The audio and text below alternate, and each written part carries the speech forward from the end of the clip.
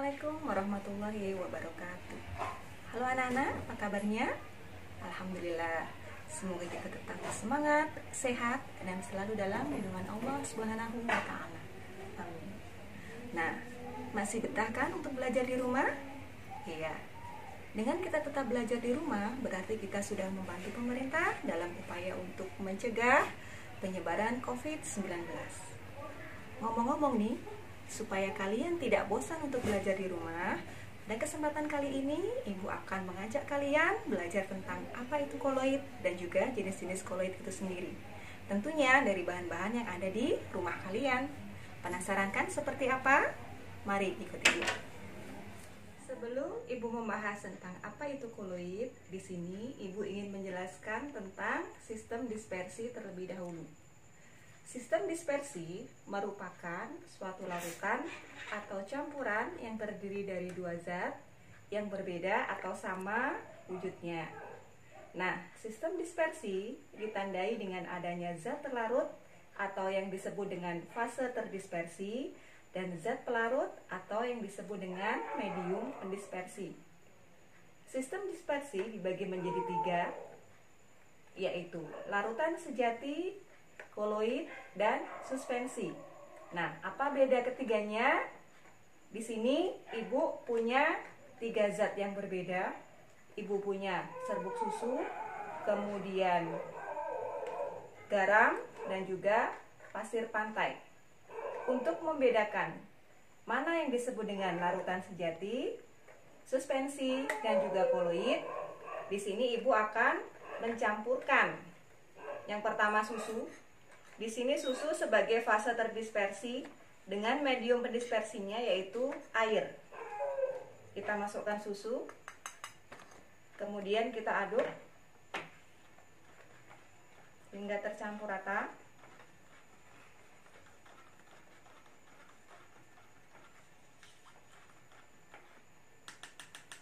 Kemudian untuk larutan yang kedua, Ibu masukkan garam sebagai fase terdispersi ke dalam larutan pendispersinya yaitu air.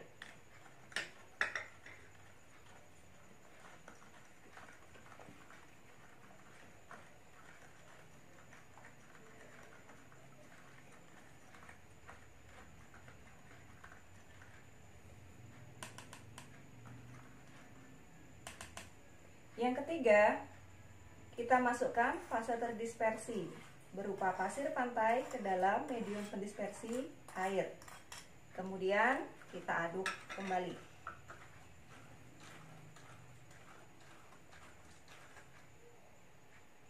Kita diamkan beberapa saat. Nah, bisakah kalian amati perbedaan di antara ketiganya? Iya. Pada campuran antara air dengan pasir pantai, di sini terlihat adanya bidang batas yang sangat jelas, mana pasir dan juga mana air.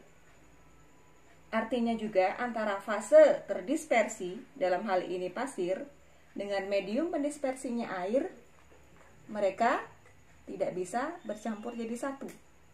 Nah, yang seperti ini disebut dengan suspensi.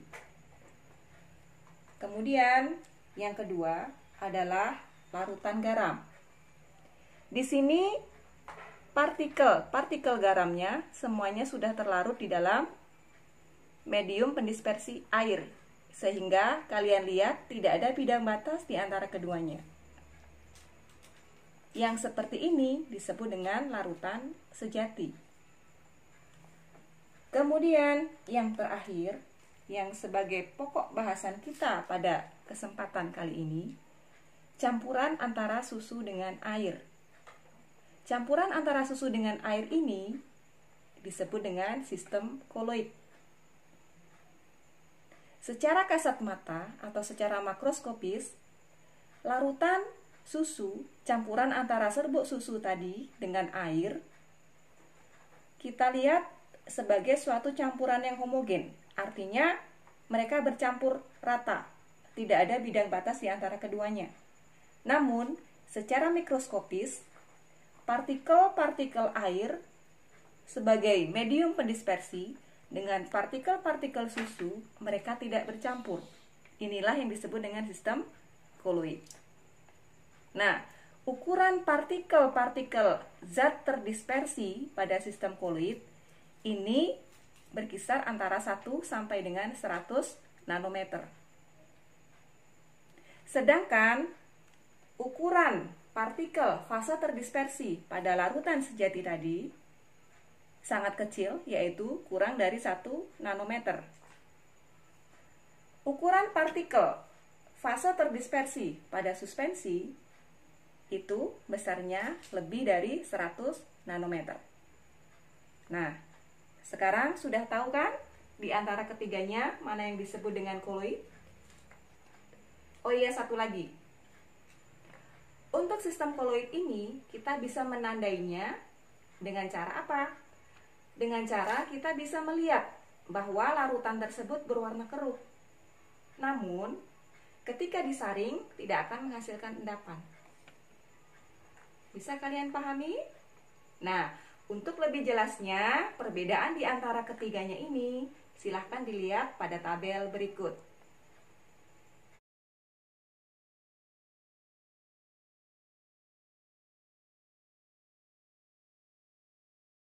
Berdasarkan tabel yang sudah kalian baca tadi, secara sederhana bisa dikatakan bahwa koloid itu dibilang larutan bukan, dibilang suspensi juga bukan.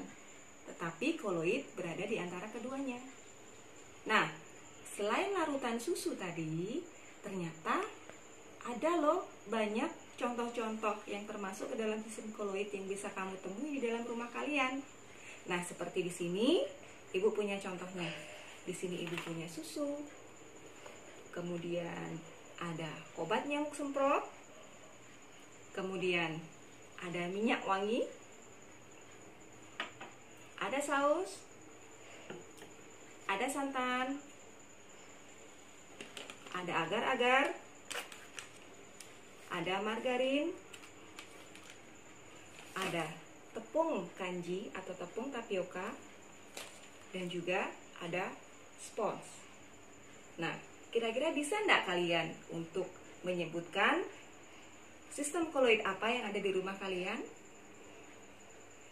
Pasti kalian timbul pertanyaan, katanya sistem koloid contohnya tadi susu, kenapa di sini ada spons, kenapa di sini ada obat semprot? Nah, ternyata anak-anak, jenis-jenis koloid itu jumlahnya beraneka ragam. Berdasarkan fase terdispersi dan medium pendispersinya, koloid dibedakan menjadi beberapa jenis. Seperti apa?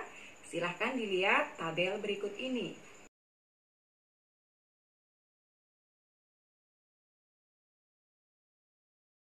Nah, berdasarkan tabel jenis-jenis koloid yang sudah kalian baca tadi, berarti kalian sudah bisa kan mengelompokkan jenis-jenis koloid apa yang ada di rumah kalian.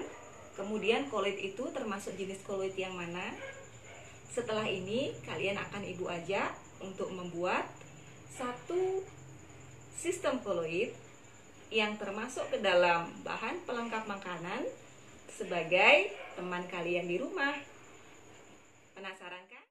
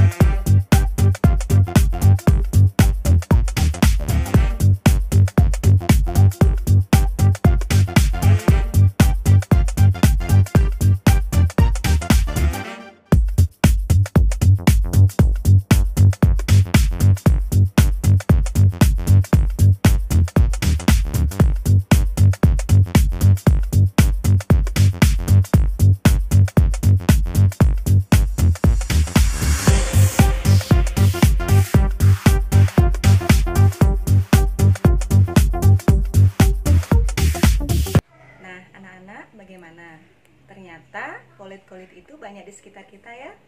Silahkan ekspresikan kulit-kulit yang ada di rumah kamu untuk menjadi sesuatu yang bermanfaat. Sekian video pembelajaran dari Ibu. Wassalamualaikum warahmatullahi wabarakatuh. Salam kimia.